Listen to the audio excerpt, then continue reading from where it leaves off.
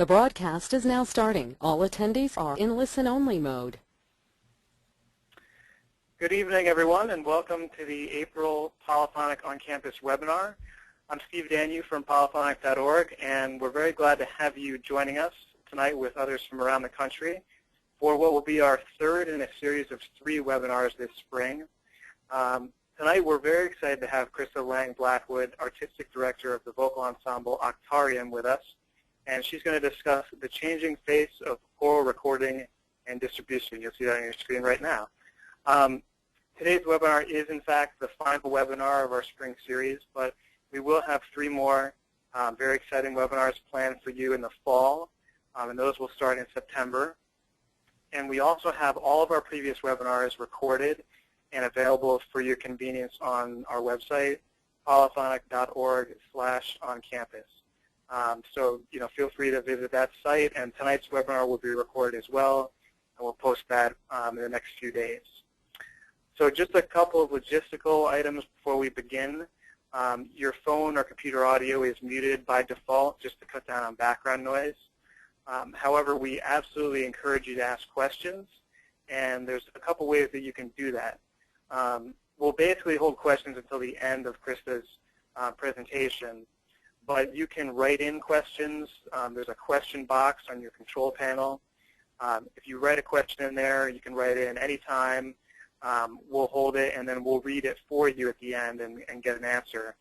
If you'd prefer to have your audio line unmuted, we can do that as well at the end, and you'll just hit the yellow hand button on your control panel, and that will let us know that you want to be unmuted, and we'll try to unmute you so we can hear you and have you ask the question. With that, I want to go ahead and welcome and introduce our presenter, Krista Lang Blackwood, who again is the Artistic Director of Octarium. If you've watched any of Krista's video blogs that she has on Polyphonic on Campus, you know that she's a very accomplished musician, and a very innovative thinker. On those video blogs, she's talked about really interesting programs and ideas that she's explored with Octarium, including things like a local composers initiative, a should have been choral program where Octarium does pieces that weren't originally written for choir but that work well in that idiom, and they've done many other innovative projects. She's also recorded and produced several CDs with Octarium, so she certainly has a wealth of knowledge and experience going through that process of recording and releasing a CD from start to finish. And Krista holds a bachelor's degree from Texas Christian University and a master's in DMA from the University of Kansas. She has many more things that I could list here, but this is her presentation, so I want to turn it over to her and hear all about her exciting ideas. So, Krista, it's all yours. Well, thanks, Steve. Thanks for having me, and I'm pleased to be here. It's kind of strange to be presenting to an empty room, but I'm really pleased to be here and to talk to you about this impressively entitled presentation, The Changing Face of Choral Recording and Distribution. A little bit of background about Octarium. We are a choir of 8, and we argue sometimes on whether we're a choir or whether we're a vocal ensemble or whether we're a chamber ensemble of voices. I know groups like Chanticleer call themselves an orchestra of voices, but since we're only 8, sometimes we joke that we're a chamber ensemble of voices. But the upshot is we are a small vocal ensemble. 4 men, 4 women. We are co-ed. I do not conduct in performance, so when you come to an Octarium concert, you get them, and so there's no conductor's back between you and the singers. We were founded in 2003, and I was at that point at a church in Kansas City, Missouri, where I am now. And this was back in the early 2000s, so churches still had budgets way back then. And I had a wonderful budget that paid for 8 section leaders for me to have in my larger chancel choir. So I went over to KU and stood outside Simon Carrington's choir room and started pointing at people and saying, I want you to come sing for me at my church. And I found 8 really fantastic singers. And once I had them in the building, I thought, it's just a waste to have them as section leaders. Let's make a little choir out of you guys. And so I did that, and it was really, really, really fine and just kept getting better as we worked some more. And so in 2003, not knowing anything about the nonprofit arts, not knowing anything about board governance or 501c3 filing or taxes or any of those things I've now learned about, I said, hey, I'm going to start a nonprofit choral group. And so our first season was 2003, 2004, and so we're now entering our 10th season. We recorded, our first CD was released in 2006, so we recorded it in 2005. And many people ask me why I recorded. And the reason why I started to record is exactly the reason for this webinar.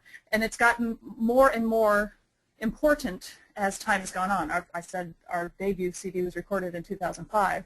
And if you can recall way back then, at that point you probably didn't have an iPod or an MP3 player. You probably had like a Sony Discman. And so to record something, you took your Discman in and you had a little disc you put in, you set up a microphone, and you had to press record. But now people can just pull their phones out of their pockets and press record. And then even worse, or even better, depending on your perspective, you can then throw the recording into an app and you can auto-tune it, or you can throw it into an app and then some other app will tell you what song it is, or you can immediately mix it into something different, or add a drum beat or a saxophone track or whatever. So in this day and age where we are carrying little mini recording studios in our back pockets, it is even more important for us to be very, very careful and very, very thoughtful about the official recordings we produce. I don't know, you go to your old college library and you dig out those really, really old records, and sometimes they're really, really bad, but they're the only things we have because nobody recorded back then. And now everybody's recording all the time, and you can find everything on YouTube. And 78% of the things on YouTube are awful, but then once in a while there's something really, really amazing there. And so we need to, hey, look, I'm supposed to be presenting a webinar. I think you guys can see that. So we need to be really careful about how we record and how we distribute, because we want to make sure what we're giving our public matches what our mission is. So this webinar is designed to talk about that, to talk about the philosophy of recording, to talk about the basics of the recording process. I'm not going to delve really far into that because engineering and setup is something that is kind of a personal thing. You know, everybody has a different opinion on how it should go. I will tell you what I've done with our 4 Octarium albums, however. And then I'll also delve into the mechanical rights and digital rights issues, the licensing issues, options for distribution, and creating a physical CD product and a digital CD product. So the first thing here is that I read an article in the New Yorker. It was kind of kismet. This showed up in February of this year, and it's a pianist named Jeremy Denk, and he was recording the Concord Sonata by Charles Ives, and he wrote a fantastic article that I've pulled a lot of quotes from today. The quote is, "Recording is a way to be visible, a way to escape the fleetingness of performance and to reach people who will never hear you in concert. You know, that's why we record. But it's also a perverse transaction. In exchange for a considerable sum, you receive many, many hours of narcissistic suffering." And that's really true. If any of you have ever recorded, you know, you walk in that first day and it's petrifying. And the microphones are all there, and, you know, suddenly the stakes are really high. And you think, oh, what if it's not perfect? But ironically, it doesn't have to be perfect when you record, because you can just press stop and press record again. It should be more nerve-wracking to sing in front of a live audience, because that's the one shot you get. And that live audience will only hear it once. When you're recording, you can always stop and say, oh, I didn't like that, let's do it again. When you do that too much, and you start to spend a lot more money than you would otherwise. But it's always been funny to me that I get more nervous when I record than when I'm singing live, which is kind of a flip-flop thing to do. So you want to record. Octarium, we were singing some great live performances. We had done one sampler CD, which I'll talk a little bit about later, where a sound engineer loved what we did and just said, hey, I'll record you guys for free just to see what's happening. And we spent 2.5 hours in a really wonderful church venue, and we put out some Christmas music. I'll talk about that later. We'd done that, and then I thought, I need to raise money to record. But how am I going to do that? So I partnered with another entity in town, and we were going to do this together. And we were each supposed to raise $5,000 to do it. And they did not raise the money, but I did. So suddenly I had $5,000, which was a huge sum of money at that point. And I thought, okay, let's just do it. We're just going to record. I don't know what I'm doing, but I'm going to go in there and I'm going to record. So I called those sound engineers and I said, we're going to do it. We're going to record. So I brought my group in, and the theme of the album was, here are some songs that we know we can sing and record really well. That's not what we called it. We called it the debut album, but it should have been Music We Know We Can Sing with $5,000 to spend on the recording process. So this debut album was recorded in 2005. It was released in 2006. It took me a year to really figure out what I was doing with the editing and the mixing process and with the engineering portions of it. But the philosophy of it, and this is important, was that I wanted it to be as much like a live performance as possible. So the equipment we used, and I am not a sound engineer, so I don't know exactly what type of microphones we had, although I could find that out if anybody's interested. But that we were in a large cathedral-type space, and we were set up as if we were singing a concert, and then halfway down the center aisle were these two microphones set up. Much like you would see if somebody's recording something for archival purposes or for live broadcast on the radio. So when we got done with that, I did some basic editing. I didn't do much, just basics. And the takes we did as we were recording consisted of full renditions of songs. We didn't do stop-starts. We did complete full renditions. So we would sing If You Love Me by Thomas Tallis 6 times, and then I would look for the best chunks. And so the edits in there are big chunks. So like one verse I took from one take, and another verse I took from another take, and there are very few edits. And this is a little bit of what that album sounds like. My equipment here is a little bit primitive, so what I'm doing, just so you know, is I'm playing my iPod on one of those little speakers rings, and then it's coming through the microphone I'm talking through. So it's not the best quality of sound. If you really want to hear what we sound like, look us up online. But this is a little bit of Music's Empire by Boyd Fouch. It's the bestseller off of our debut album.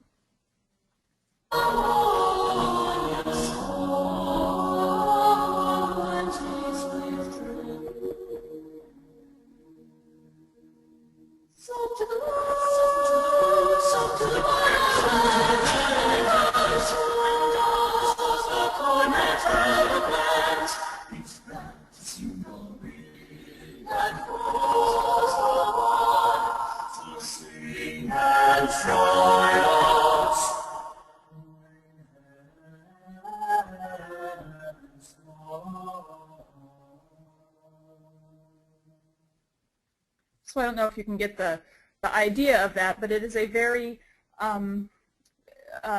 protected sound. The mics are way back, so you don't get singers right in your face. You get the sound of the room as well. And we were in a fantastic room I call Visitation Church here in Kansas City. I often call it our ninth singer. We've recorded everything we've recorded there. It makes the singers comfortable. It makes them happy. It makes them able to sing out and sing proud. So that's the first album. We did it in a space, and we recorded the space, and recorded the space and the singers as one cohesive whole. In 2007, we released a Christmas album called ODA. I didn't sample it for you guys here because it's very similar to the Red album in philosophy. We put two microphones in the space, and we sang a bunch of Christmas music that we already knew, so we did full takes, and it was the same thing. It was just Christmas music. The next album after that we called Essentials. And what happened is I looked at the sales for ODA, and I looked at the sales for the debut album, and I saw that the things that were selling best were the things that high school choirs were singing. And so a kid would go into a high school choir, and they'd sing Boyd Fouch's Music's Empire, and then they'd come home and they'd download it. And so I thought, well, that's what I need to do. I need to release an album of what we consider to be the essentials of choral music. So I went through a list, and I did a lot of research on what I thought people were singing, and I released this album in 2008. Because about half of it was music we hadn't sung much, we recorded it a little bit differently because we could not really do at that point cohesive full takes from top to bottom on music that we hadn't lived with like we had lived with the music that was on our first and second album. So we started to do our recording process a little bit differently, doing little pieces, parts, little 40-second snippets here and there, and then I would weave that all together. We had my same venue, Visitation Catholic Church. We had microphones placed all over the venue, but what we ended up doing was mixing from the set of microphones that was closest to the singers, and then we were going to add in the ambient sound from the faraway microphones after that. So we had a really nice product with the close-up mics, and then when we added in the ambient sound, it was a disaster. It was horrible. It was just a muddy mess. And so there was a good 3.5 hours where I thought the project was crap. And then my sound engineer, God bless him, said, hey, let's just add some manufactured reverb to this. And he pushed a button, and boom, there it was. And I thought, is that legal? Can we do that? And we can, and we did. So this is a little snippet from Essentials. Again, it's not engineered at all, except in the sense that some of the reverb that we added back in was manufactured reverb, which is ironic considering that the space we were in has such a wonderful natural reverb of itself, but it just didn't work for some reason with the way we had the microphone set up.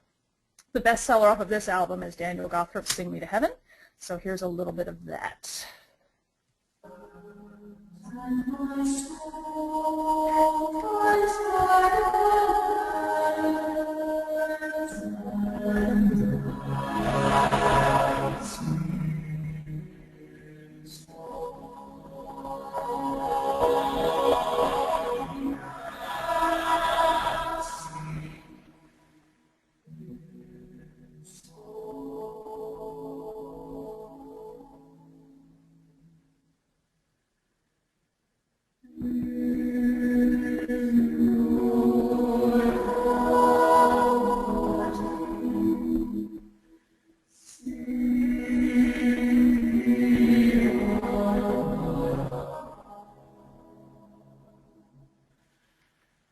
So that's that. If you want a little bit more of that, you can visit us online and download that for yourself.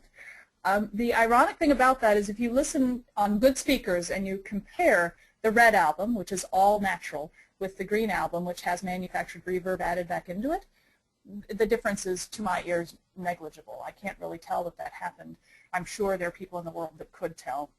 I'm not one of those people.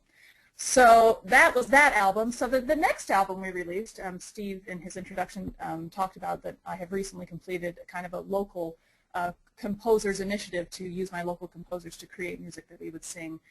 That idea came out of this album called Modern Masters. And I just contacted a bunch of living composers, Eric Whitaker, Morten Lordson, Libby Larson, Stephen Stuckey, Mark Adamo, and I said, hey, you guys, what do you want Octarian to sing? We're doing an album. What do you want us to sing? And they each got back to me with pieces that they thought were representative of their great work, but that were less well represented in the recording canon than they'd like. And because it was modern, and because it was living composers, and because the music they all chose for us to sing was mostly tonal but still had that edge that modern music tends to have, I decided to go a little rogue on this project. So what we did was individual microphones in front of each singer. We were still in a large visitation Catholic space, so we still had that wonderful natural ambiance of the room. We still had those microphones placed all around the room like we had for Essentials, but each singer had his or her own mic. There's a little picture here of them set up to do that. So you can see here that there's not baffles set up between them, so they're still singing as an ensemble. They're still all within visual distance. They're still thinking of choral blend, but they each have their own microphone. So what this ended up giving me was a much more intimate sound and a little bit more control, so that if one of my basses, my two basses are here in the middle on the left side of the picture, if Brady, who is closest to the right, sings too loud, I can pull him down a little bit. But because we have no baffles, you can hear a little bit of Ben, who is the other bass in Brady's microphone. You can also hear a lot of Andrea, who is the redheaded alto on Brady's right in Brady's microphone. So I had some measure of control with each singer, but I didn't have a ton of control, and I didn't have, I couldn't completely edit. And so the sound I ended up getting, I really like. It's poppy. And it has disturbed a lot of people. And if Steve, Daniel, one of his pieces is on the CD, and a lot of people do not like the CD at all. They don't like how immediate it is. They don't like the closeness of the sound. It sounds like you're right next to the singers, so you're not really getting choral blend from afar. You're getting what it might sound like if you were standing up there with the singers, which is one of the reasons I like it so much. But people don't like it. Sales are an indication. This album has not sold well. It could be because of the repertoire on it, but it also could be because of the quality of sound, because it's a completely different. We've gone a little bit more towards a modern style of recording, but we've meshed it with the traditional style of here we are in this big cathedral space. So this is a little bit of what that sounds like. This is A Boy and a Girl by Eric Whitacre. Here we go.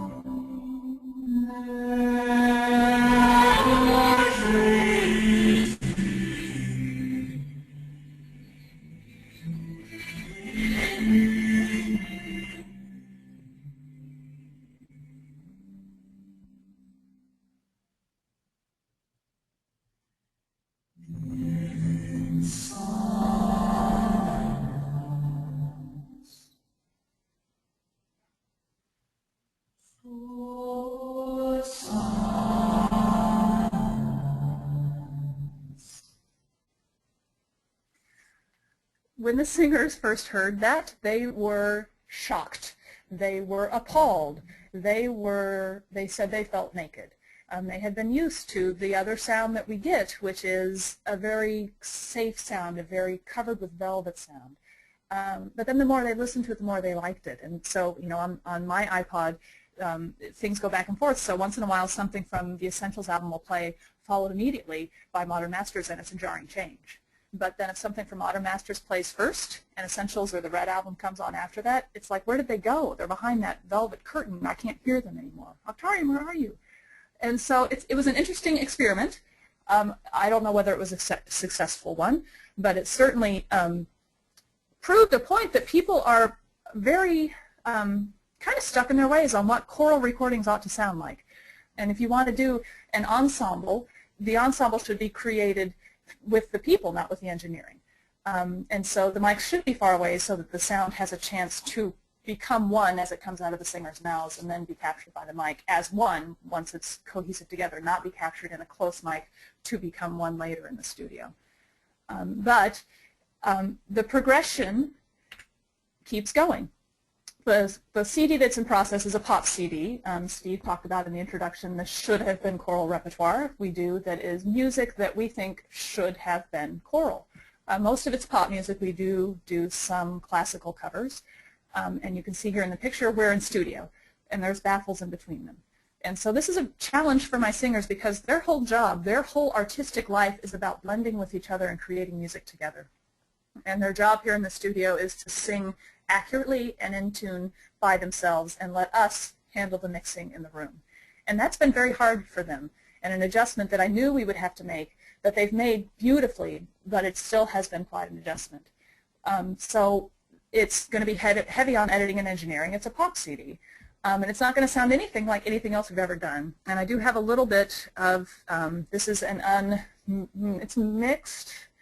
Well, it's edited. It's not really mixed. So it's one of the pieces that will be on the album. There's a lot I still need to do with it. I need to pull the solo up. I need to put the backgrounds down a little bit. But this is a little bit of how Octarium sings Proud Mary.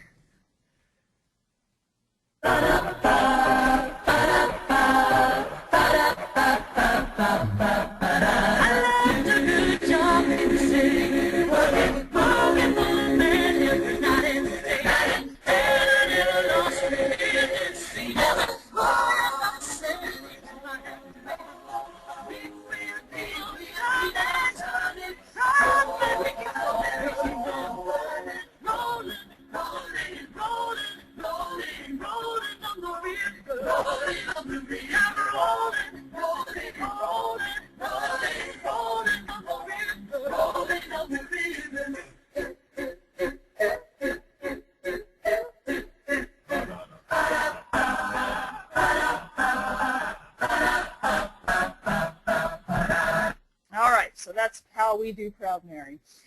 So it's a path that I've taken. I didn't plan to take this path when I released the first album in 2006. I didn't think, okay, I'm going to progressively get more engineered as I go. It's just something that has happened, and it doesn't mean that I'm going to keep progressively getting more engineered. I think probably the next album we do will be a traditional choral album with traditional pieces on it, recorded in a traditional way.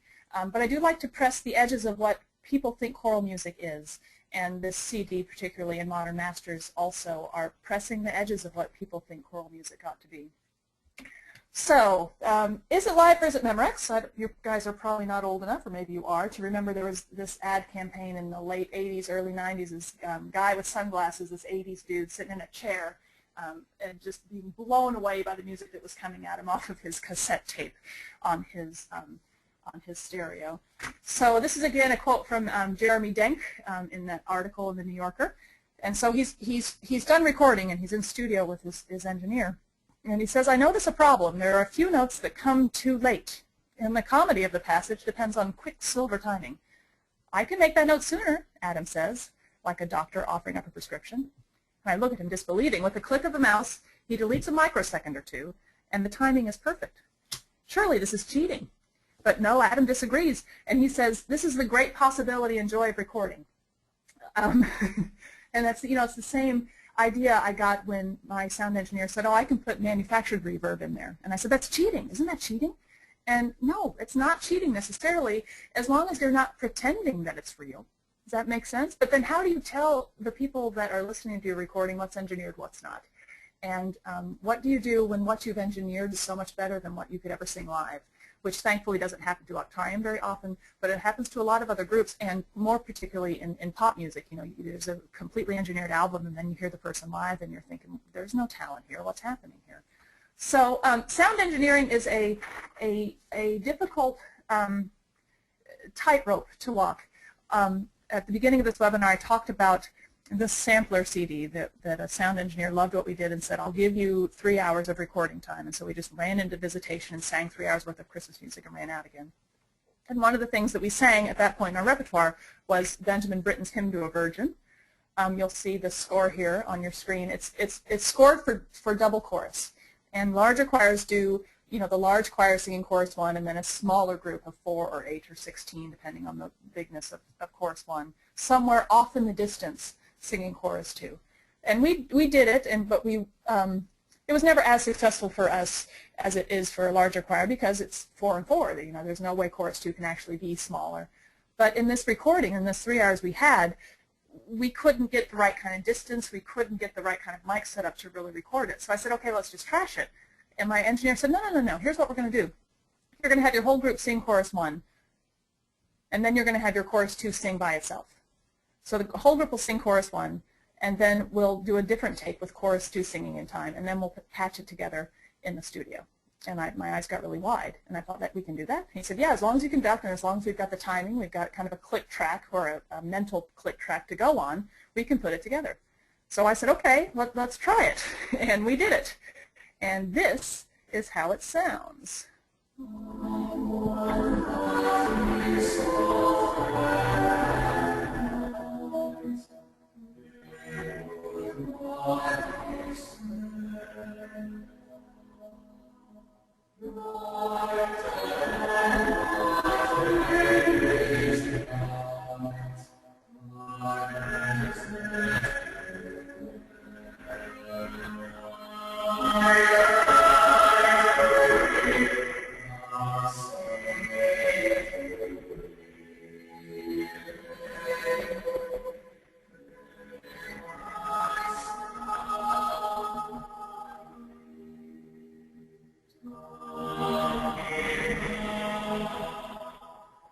And it goes on like that. Now, is that cheating? Well, kind of. Is that a good performance? Well, maybe, maybe not. What is that performance missing? Well, it's missing a lot. It's missing the idea that choir 1 knows what choir 2 is doing. It's missing the idea that they're working together as a cohesive unit and making eye contact with each other and creating music together. What it becomes to my ear is a very accurate rendition of this piece without a lot of heart. And so that's the danger of being enamored by the possibilities of recording, is that you're going to get a lot of engineering perfection and not a lot of heart. So as Jeremy Denk says, the natural flow of things is vanishing, replaced by this emerging construct. I think about how precious live performance is and how terrible it is that more and more performances sound like recordings rather than the other way around. And a great example of this is on that same sampler CD we recorded Morton Lauridsen's Omanium. And there's a lot of problems with this recording. There's some tuning issues. There are ensemble issues where they don't quite sing together. But as a piece of live music, it is one of my favorite things that Auctorium has ever done. There is so much about this piece that I love. I'm going to play you a little snippet of it. And again, you're hearing through the computer microphone what my iPod is playing on circular speakers, so you're not really getting a good idea of what it sounds like. But here is a, for all intents and purposes, live recording of parts of the Omanium Mysterium by Lauridsen.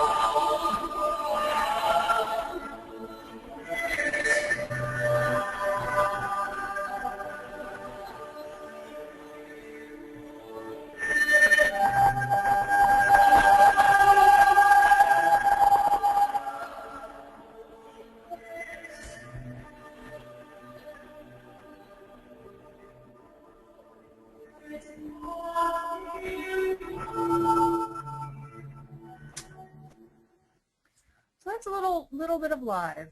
And so then we come to our ODA album several years later, and I said, you know what, I want to do a recording of Omanium Mysterium, and I want to fix all the things that were wrong in the first piece, first recording we have, and then do everything we did right. And I'm trying to find this spot here, and I'm messing up with my technology. And that was a silly thing for me to expect to be able to do, because how can I possibly get everything right that we did right in that recording and fix all the things that were wrong? So I spent a lot of time with this recording trying to make it a better version of that live recording, and frankly failing miserably. And I've given you a little bit of the score I used, and it shows where the edits are. We're going to start down basically at measure 37, and I'll go through the score with you as it plays. Same section.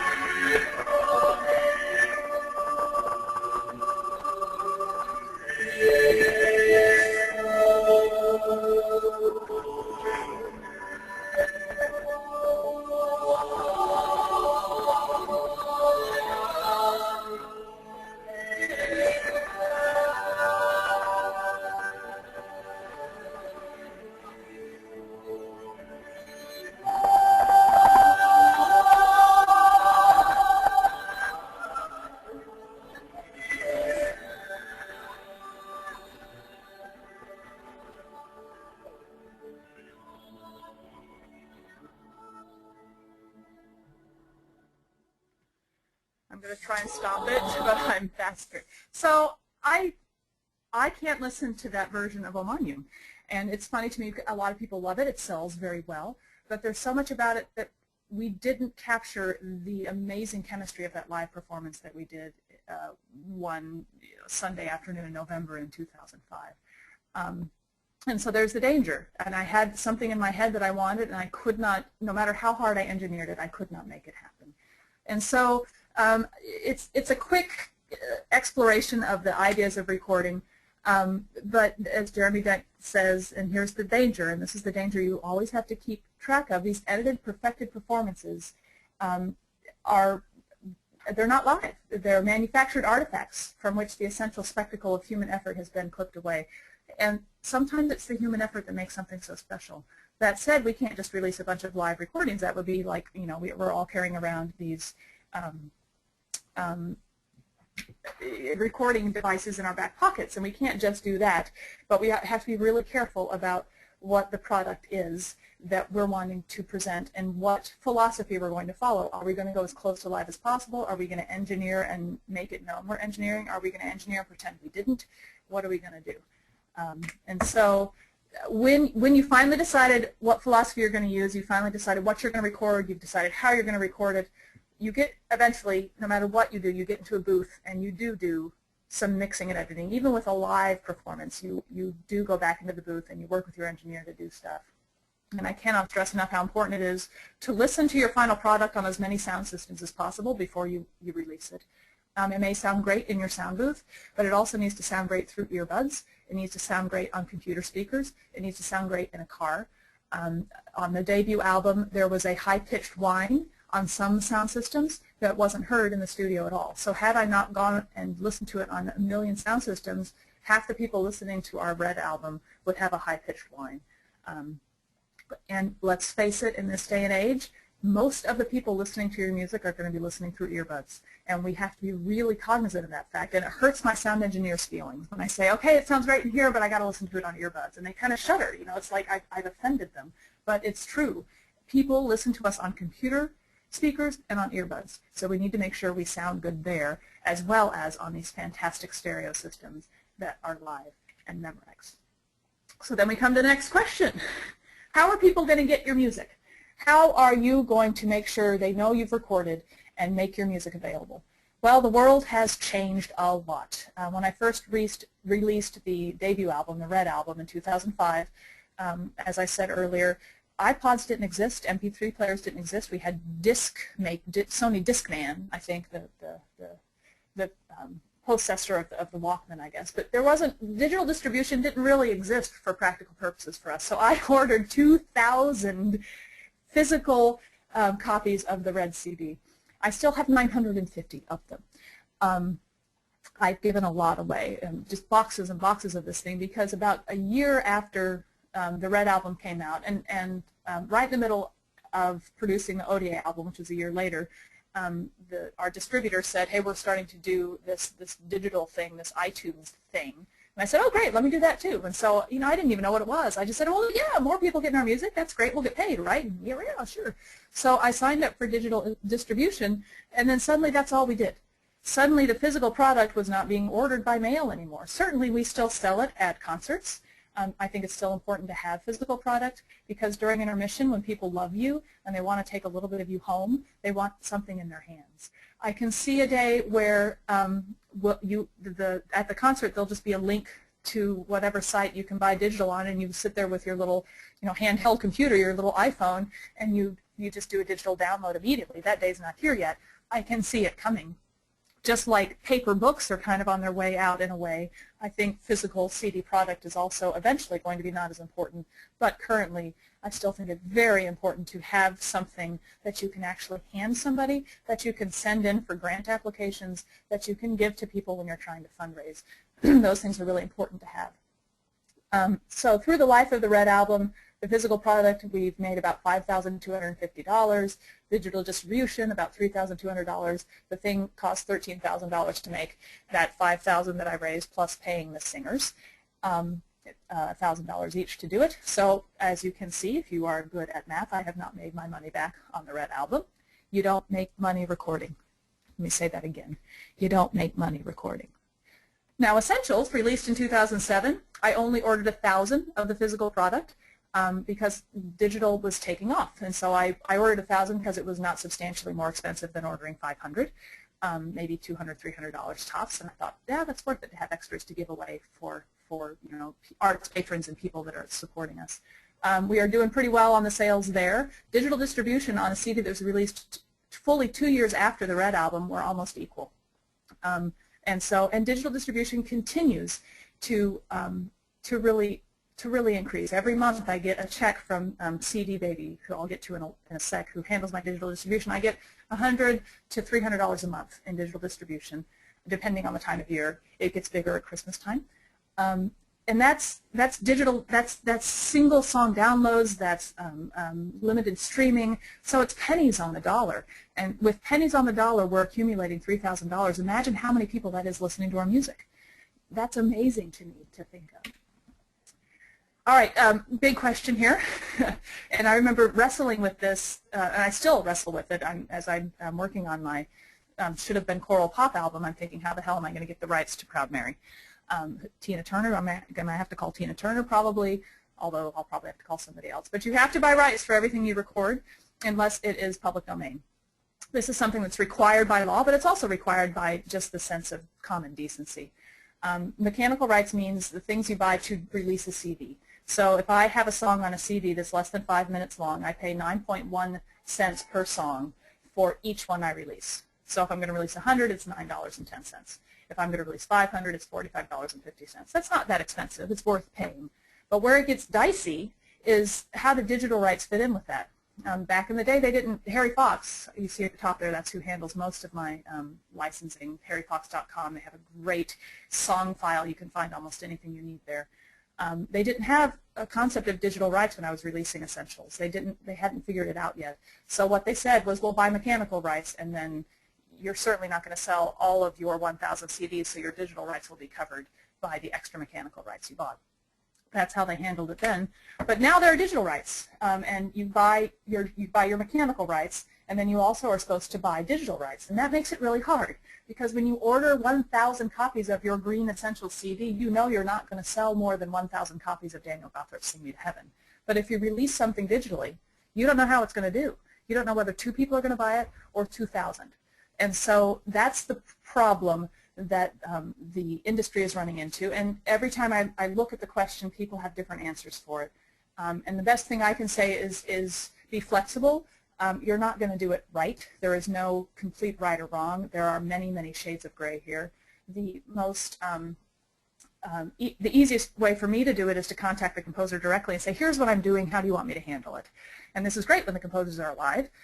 Somebody like Benjamin Britten, you still have to pay rights for him even though he's dead, but he's not answering phone calls anymore, so it's hard to determine how best to handle the rights for something like Benjamin Britten that has an estate.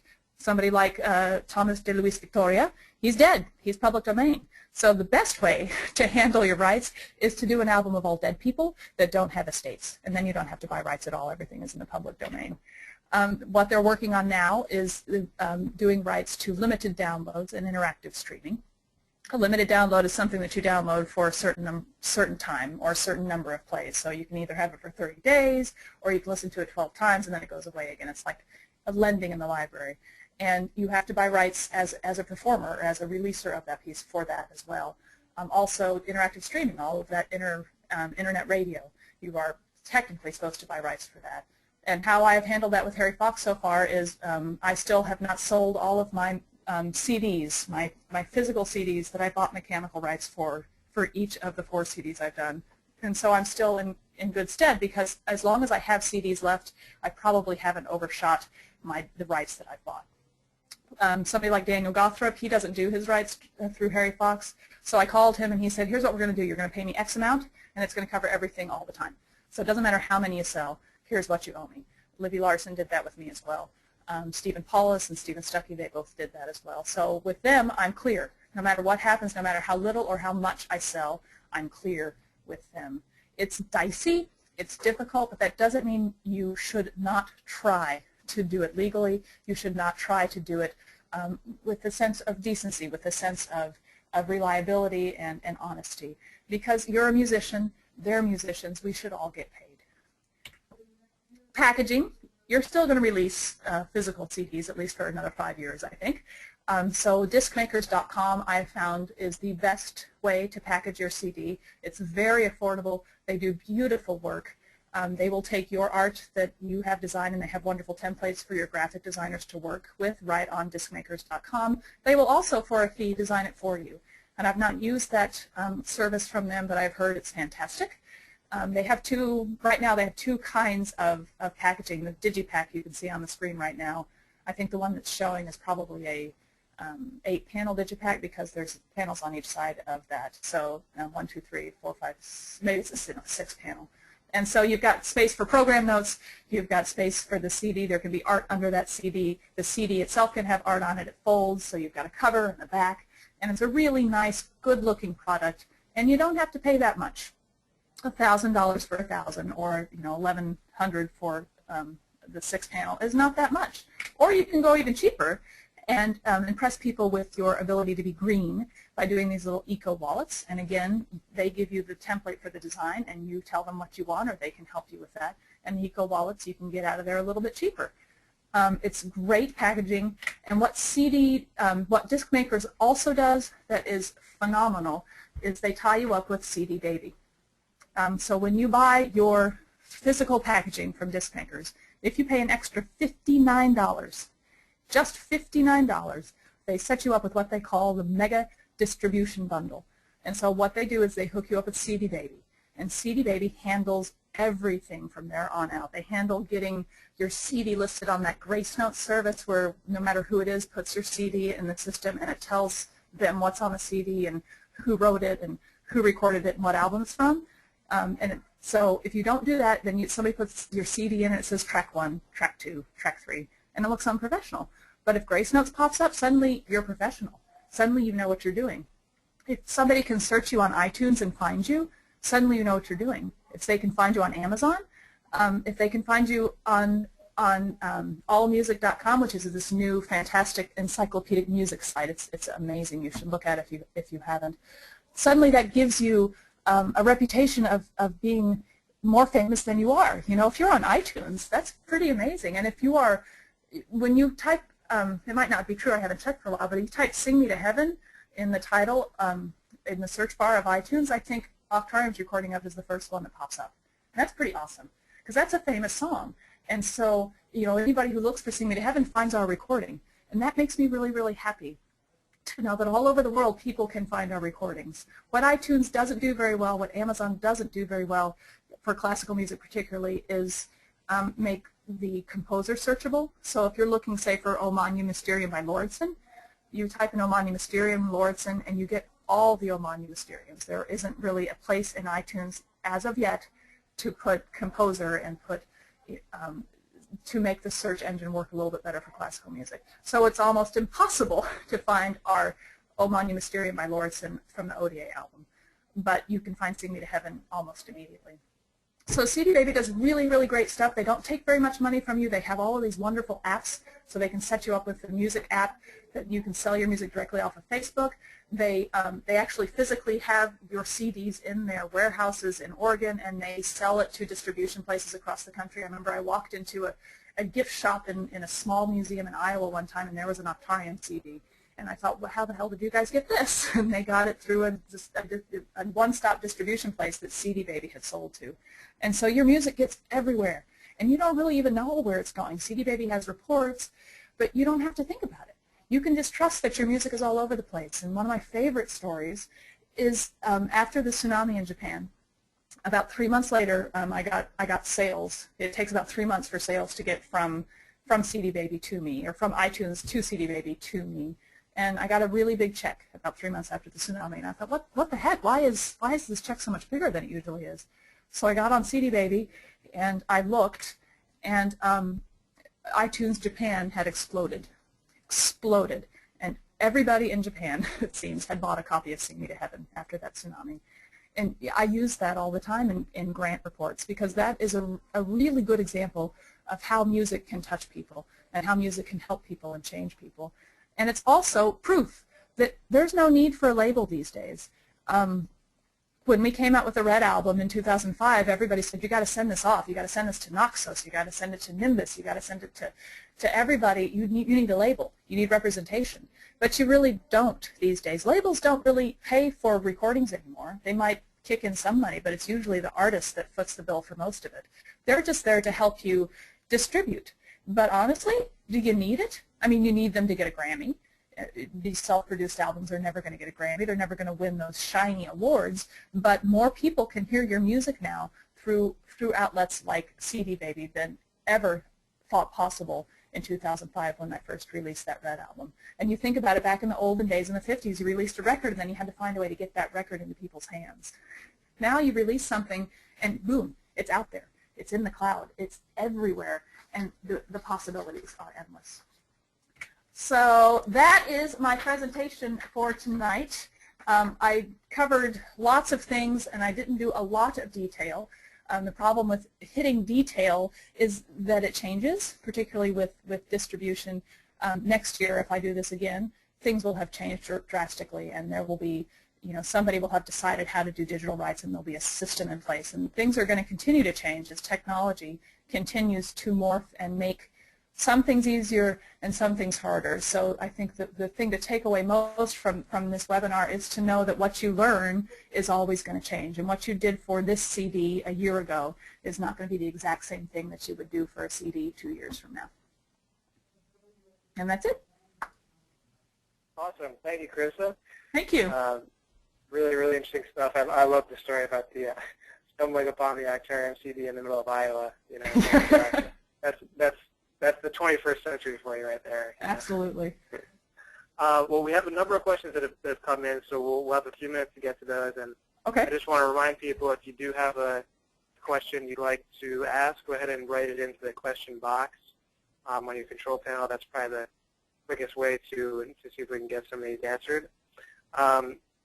So let me go to our first question here, which is when you were talking about recording the pop album. The question says, why does the fact that the repertoire is pop drive the recording process or procedure? Why not do it as if it were a true quote-unquote choral recording? That's a good question, and I think it's a question of personal taste and personal choice. When we do our Should Have Been choral concerts, we do them unamplified, so we do them just chorally, and I have a lot of recordings, live recordings of us doing that. But I made a choice to make this as close to what's happening on TV right now, all that Glee, all those TV shows about choral music. I made a choice to go more towards that than towards typical choral recordings. It's a choice. It's not right, it's not wrong, it's just the choice I've made. And I do think something will be lost in the process that I'm doing it that way. But I think it will, because of some of the things we're doing are classical, it'll change the way people listen to classical music. And the reason I do the Should Have Been choral concerts are I go into schools and have kids listen to music differently. And so we do the Barbara Seville Overture for this educational outreach thing, and I divide the kids up, and they are the minor chord that goes bum bum bum bum bum bum bum da da da da, and suddenly they hear that chord. Whereas when they first listened to it, they just heard the melody. So suddenly they hear the chord, and then they go out and they listen to their Lady Gaga or their Rihanna or whoever the hell they're listening to these days, and they hear it differently. They hear more than the melody. And so I wanted the Should Have Been choral recording to be as clean as possible so that you could really hear what the voices were covering and how they were functioning. Very cool. All right, our next question is, how do you envision the future of recording for classical music? One thing you were kind of touching on a little bit, more live or more studio? Oh, I think it's going to be a combination of both. I fear that our audiences are not going to accept live recordings with flaws for much longer. They're going to want everything they hear to be perfect because there's the possibility that it can be perfect. So I think we're going to lose in the process at some point the joy of live recording, because I think although we'll make them, I don't think people will purchase them as often.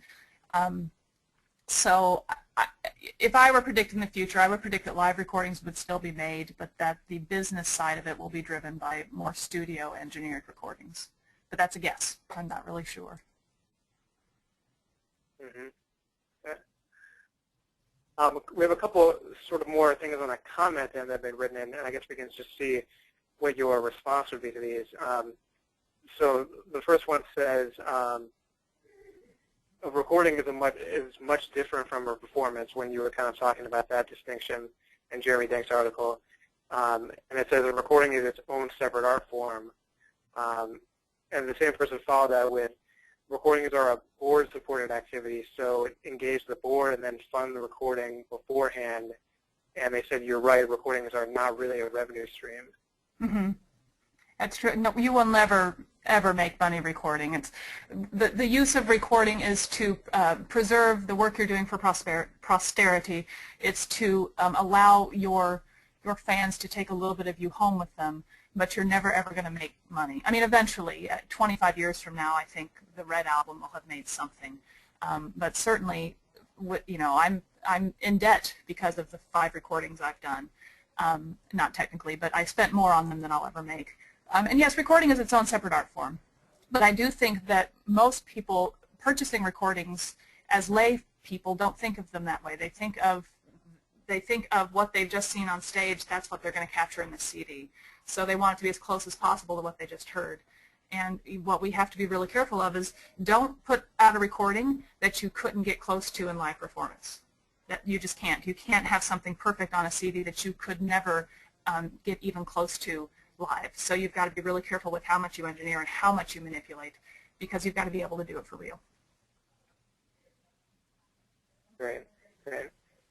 Well, we probably have time for one more question, and I want to get to something that at least one person wrote in asking, and I'm going to sort of modify a little bit something I was thinking about as well, because, you know, I have questions too. And just about, you know, you mentioned funding the recordings a little bit, and you know, if you wanted to go into any kind of detail about, you know, ways you'd recommend funding them, but and my question is, you know, with crowdfunding these days, with things like Kickstarter, you know, I think we're all seeing a lot of our friends and colleagues, you know, starting projects on these crowdfunding sites, and then everyone's asking us for donations for them. You know, to do their recording projects oftentimes. What are your thoughts on that? Just curious. I haven't used crowdfunding for recording. I used it with great success for the Art Local concert, the composer initiative that we just did in March. And what I love about crowdfunding is it allows people to give to you in small amounts and still know they're really, really giving something to you that you're going to be able to use. One of my big speeches as a nonprofit executive director, so to speak, is that people won't give me money if they don't feel like they can give me enough. But if enough people give me $5, I still have the same amount of money. And so that's what crowdfunding allows you to do. It also allows people to feel like they're on the ground floor of an exciting project. So I'm probably going to crowdfund this pop CD we're working on, because what I can do is create a video with some of these sound files I have and some video of them recording, and people will feel close to the process and excited about it, and then we'll probably be able to raise $5,000 much easier than I could raise if I went to lunch with a lot of rich people and asked them to pay for something that they're never going to really see a return on. Raising money for recordings is difficult unless you want to put a lot of sponsors on the outside of your CD, and most people don't want to do that. My funding has been very creative. What I usually do is I have lots of grants that cover things like my salary as an artistic director, and so I take that salary and then I donate it back and I record with that salary. So I pay myself and then I give it back. And so because a lot of the arts granting mechanisms don't want to fund recordings, and so they, you know, the Missouri Arts Council knows I do that. I'm very transparent about it. And it's my choice to take a salary that has been granted by Missouri Arts Council and donate it back. I've also asked my singers to work for free more often than I want to in the realm of recording. They have not been paid for essentials or for modern masters yet, so I still owe them money for those two. They're never expecting to be paid, but I fully expect someday. We might all be 75 and in the nursing home, but someday I'm going to pay them for that because that's only fair and right. But they went into the project knowing that I did not have the money to pay them, and they were okay with that because they care enough to create this product that's going to be lasting for them as well for the people that listen to them. So funding recordings is dicey, and there are not a lot of funding opportunities out there that help you with that, but crowdsourcing and Kickstarter, I think, are the best things going for recording right now. Great. Yeah, that's interesting. Very cool. Well, with that, I want to thank Krista, of course, for this really interesting presentation and all her thoughts and knowledge on this topic.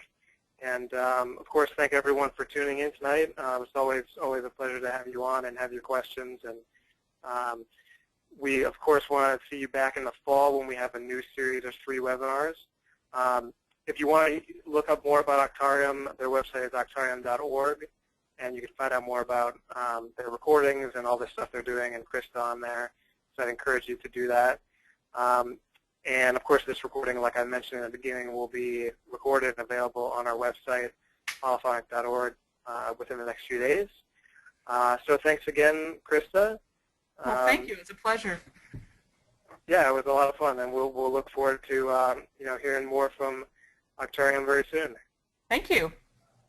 Okay, thanks everyone, and have a good night. Great.